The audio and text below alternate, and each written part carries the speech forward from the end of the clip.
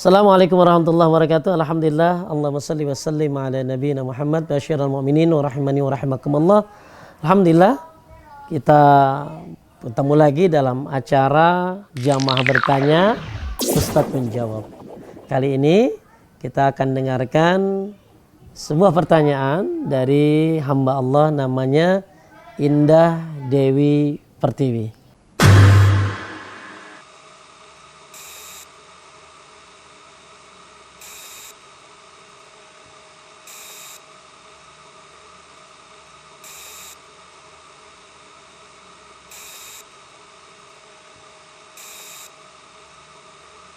Bismillah, Assalamualaikum Ustadz Hendra yang saya hormati.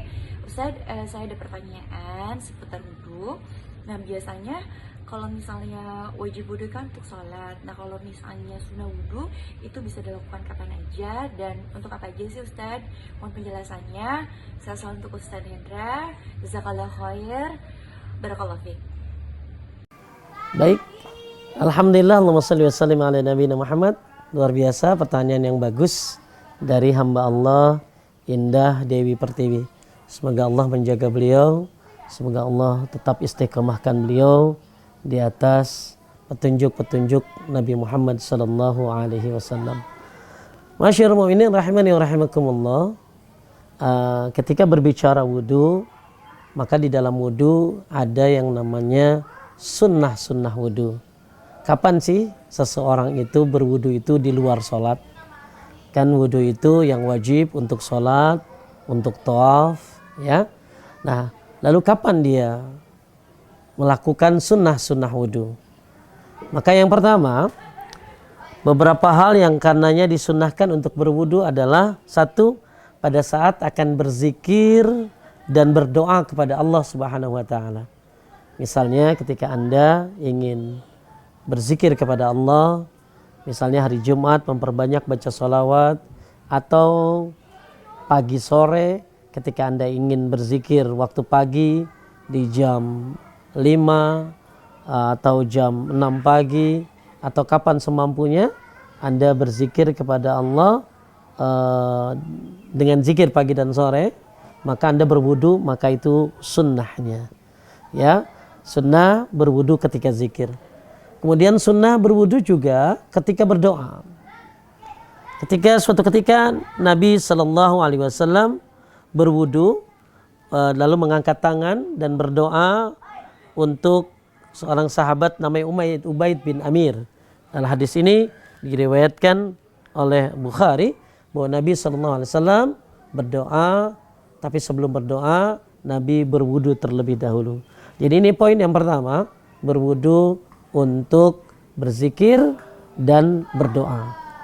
Misalnya Anda hari Jumat, kan bagus tuh hari Jumat habis asar berdoa, tapi Anda sudah sholat asar sudah batal jam 5 atau jam setengah 6 menjelang maghrib, Anda ingin berdoa, maka Anda berwudu dulu baru berdoa, ya. Ini yang pertama. Kemudian yang kedua, wudu pada saat akan tidur. Berdasarkan hadis dari Al-Barra bin Azib, Nabi SAW bersabda, "Iza ataita madja'aka fatawadda' wudu'aka lis-salah, summa taji' ala shiqqakil ayman." Jika kamu hendak tidur, mendatangi tempat tidurmu, maka berwudulah sebagaimana berwudu untuk sholat dan berbalinglah dengan miring ke kanan. Hadis ini diriwayatkan oleh Al-Bukhari. Masyarul mu'minin, ini poin yang kedua, berwudu ketika akan tidur. Ini adalah sunnah Nabi Sallallahu Alaihi Wasallam. Kemudian yang ketiga, wudu setiap kali berhadas, setiap kali batal Anda berwudu. Hal ini didasarkan pada hadis Buraidah radhiyallahu an. Dia bercerita, Rasulullah Sallallahu Alaihi Wasallam bangun pagi, lalu beliau memanggil Bilal. Lalu Nabi berkata kepada Bilal, "Wahai Bilal, dengan apa engkau mendahuluiku masuk surga? Sungguhnya aku masuk surga tadi malam, lalu aku mendengar suara langkahmu di hadapanku." Jadi Nabi SAW mendengar di dalam surga ada suara langkah, dan ternyata itu suara langkahnya Bilal. Bilal berkata, maksudnya kenapa dia bisa menyebabkan langkahnya sudah ada di surga. Ya, Bilal berkata, setiap kali aku mengumandangkan azan, aku selalu mengerjakan sholat 2 rakaat, dan setiap kali aku berhadas, aku selalu berwudu. Hadis ini diriwayatkan oleh At-Tirmizi. Jadi Bilal setiap kali batal dia berwudu. Masyiral mu'minin, ini amalan yang luar biasa yang menyebabkan Bilal sendalnya atau langkahnya sudah ada di surga. Ini poin yang ketiga, berwudu setiap Anda batal. Yang keempat, wudu setiap kali mau sholat. Mungkin Anda dari maghrib ke isya, nungguin isya tidak batal. Lalu kemudian setelah isya datang, Anda langsung sholat. Nggak apa-apa. Ya, akan tetapi yang sunnah, Anda berwudu kembali. Walaupun Anda tidak batal. Hal ini dasarkan pada hadis Abu Hurairah radhiyallahu anhu. Dia bercerita Rasulullah sallallahu alaihi wasallam bersabda, "Laula an asyqa ala ummati la amartuhum inda kulli salatin biwudu'in wa ma'a kulli wudu'in bisiwakin." Kalaulah tidak khawatir akan memberatkan umatku, kata Nabi, niscaya aku perintahkan mereka berwudu setiap akan salat dan bersiwak setiap berwudu. Hadis ini diriwayatkan oleh Ahmad. Masyaallah mu'minin rahimani wa rahimakumullah. Poin yang keempat, berwudulah setiap kali mau sholat. Dari duhur ke asar belum batal. Maka ketika asar datang, gak apa-apa orang langsung sholat asar. Tapi bagus sunnahnya berwudu lagi walaupun dia belum batal. Kemudian yang kelima, wudu setelah mengusung mayit. Suka kita lihat ketika sholat jenazah di masjid, ya, maka para hadirin mengangkat kerandanya mayit menuju mobil, atau mengangkat kerandanya mayit menuju tempat pemakaman. Maka sunnahnya bagi orang yang melakukan ini adalah wudu, tapi bukan wajib, sunnahnya. Dasarkan dari hadis Abu Hurairah radhiyallahu an, man ghassala mayyitan falyaghtasil wa man hamalahu falyatawadda. Siapa yang memandikan mayit, maka mandilah dia. Dan siapa yang membawanya, membawa kerandanya, membawa mayitnya, falyatawadda, maka berwudulah dia. Hadis ini juga diriwayatkan oleh At-Tirmizi. Yang keenam, wudu setelah muntah.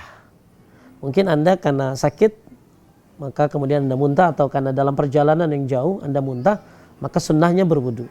Ya, berdasarkan hadis dari Mi'dan dari Abu Darda radhiyallahu an, bahwasanya Rasulullah sallallahu alaihi wasallam pernah muntah.